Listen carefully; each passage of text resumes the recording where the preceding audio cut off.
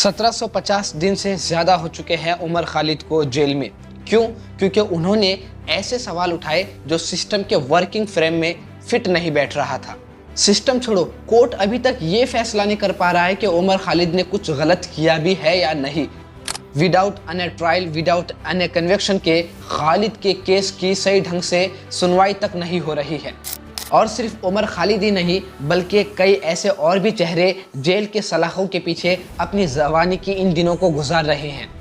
कहते हैं कि डेमोक्रेसी का चौथा पिलर देश की मीडिया है, लेकिन मीडिया की हालत से आज आप खूब वाकिफ हैं। पाकिस्तान घुस गई बाहर। बगैर फैक्ट चेक किए झूठी खबरों को फैलाना, फालतू के मुद्दों पर डिबेट करना और झूठी खबर फैलाकर समाज में जहर घोलने का काम ये मीडिया कर रही है। लेकिन सिर्फ समाज में जहर घोलने का काम ये मीडिया नहीं कर रही, बल्कि आजकल तो हिंदुस्तान में बन रहे फिल्मों के जरिए भी ये काम किया जा रहा है। ऐसी फिल्म जो किसी की संभावना को ठेस पहुंचाती हो, जिन फिल्मों के जरिए समाज में नफरत फैलाया जा रहा हो, जिन फिल्मों पर सख्ती से पाबंदी लगनी चाहिए, वो फिल्म बड़ी आसानी से चलाई जाती है। लेकिन देशभक्ति का सर्टिफिकेट सितारे ज़मीन पर जैसे फिल्मों से मांगा जाता है, जिस फिल्म का सियासत से दूर दूर से कोई ताल्लुक नहीं है।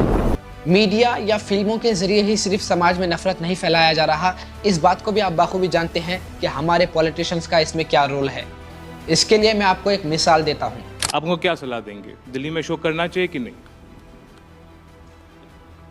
अपने रिस्क पे आए। मैम, आप चीफ मिनिस्टर हैं, आप ऐसे कैसे बोल सकती हैं कि अपने रिस्क।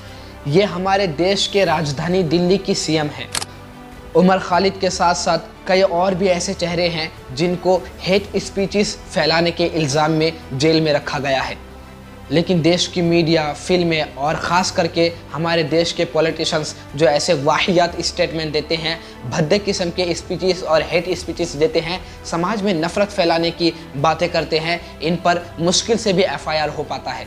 वैसे इन सब चीज़ों में आपकी क्या राय है, कमेंट सेक्शन में ज़रूर बताइएगा। वीडियो को लाइक करके शेयर ज़रूर कर दीजिएगा और हमारे पेज को फॉलो ज़रूर कर लीजिएगा। शुक्रिया।